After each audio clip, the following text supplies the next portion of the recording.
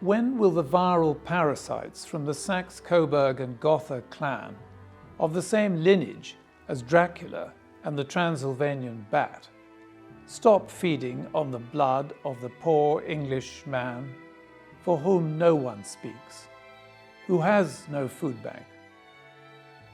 Our genes still carry the beautiful eyes and the simple, self-effacing soul of the noble Cheddar man. He sleeps hungry, huddled in an old, torn holdall, dying on our streets. You too had such beautiful eyes. By strange coincidence, being driven through Sevenoaks, I passed your old school on the 31st of August, 20 years ago, at the exact time and day you were killed. They called it an accident. Later that evening, we had a very bitter argument. I left her by that church. You had to die instead. You had been warned that an accident was planned.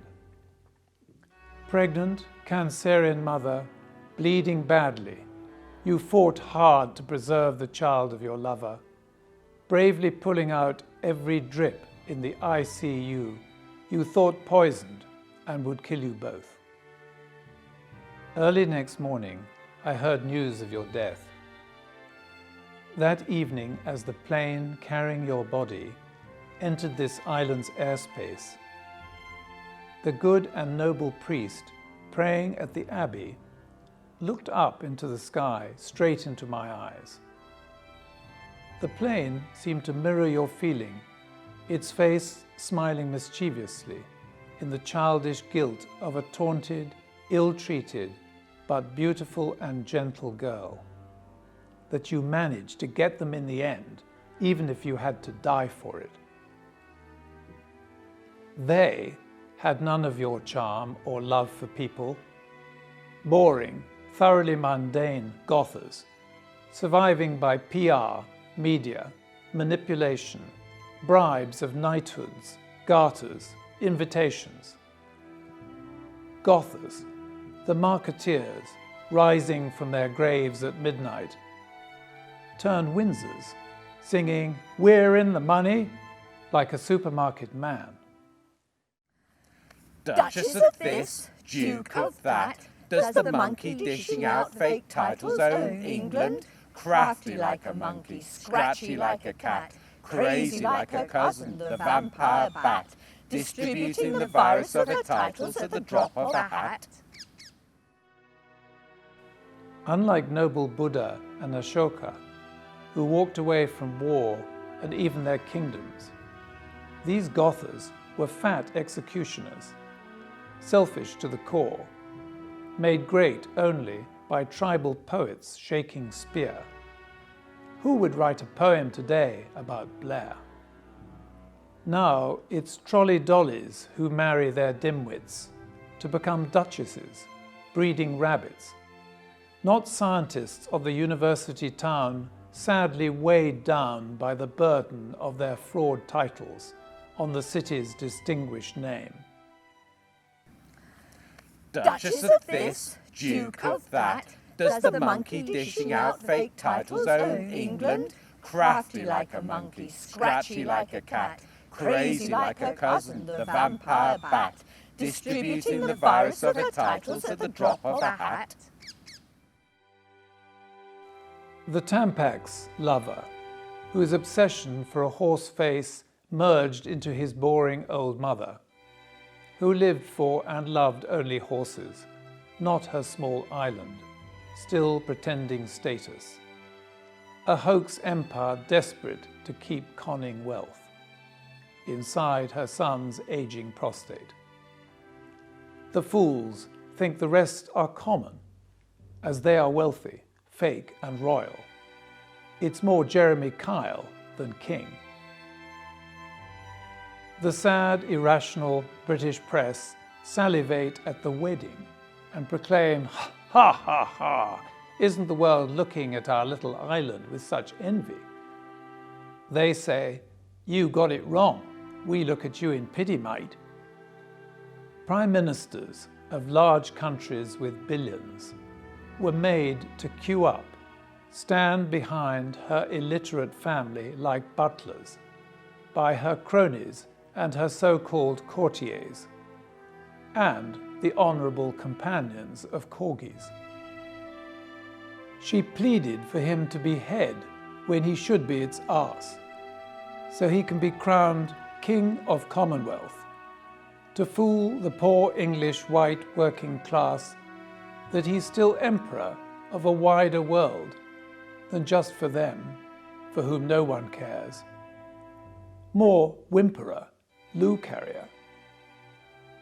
Commonwealth doesn't belong to these monkeys, demanding curtsies from republics, whose citizens say, "Go back to your little island to whet your giant ego's appetites."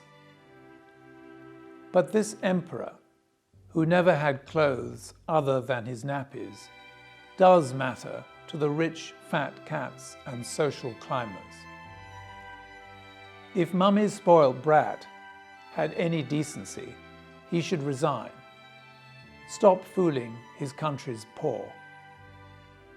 Now I have this painting of you after your death, an abstract, as a sad apparition in front of Elton John, playing Candle in the Wind. Apollo's brave sister, Artemis, rest in peace. When will the viral parasites from the Saxe-Coburg and Gotha clan, of the same lineage as Dracula and the Transylvanian bats, stop feeding on the blood of the poor Englishman, for whom no one speaks, who has no food bank? Our genes still carry the beautiful eyes and the simple, self-effacing soul of the noble Cheddar Man. He sleeps hungry, huddled in an old torn holdall, dying on our streets. It's time for a republic. This poem by Seraphina Hilton Turnbull is a powerful indictment of our country's support for the fantasy of the royals and neglect of the British poor, their so-called subjects. Seraphina, originally from a wealthy family in Australia, lived for a long time in London with a young Englishman from a white working-class family who had suffered so much from the crass class snobbery in this country that he had a complete breakdown, which is what led her to write this poem. My father was a British diplomat posted in many countries across the world.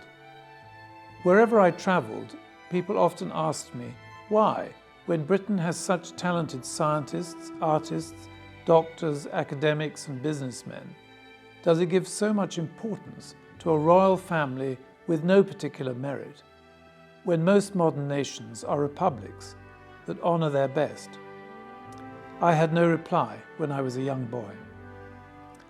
After having done an MBA from the London Business School and worked as a banker and international management consultant, I saw how the entire class system of this country, which so badly discriminates the poor English working class, is based around the fraudulent monarchy that we actually imported from Germany.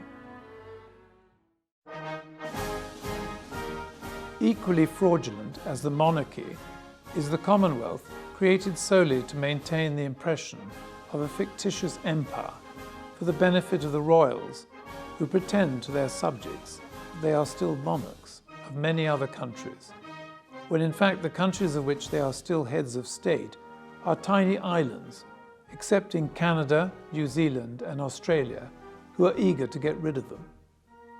India, who had so many royal families and is now a republic, laughs at the ridiculous posturing of royals who expect to be curtsied to. What cheek! I strongly urge all those who have the interest of the poor and the British working class at heart to work towards a republic of Great Britain, which is the only way people will be equal in this wonderful, green and pleasant, beautiful country of ours.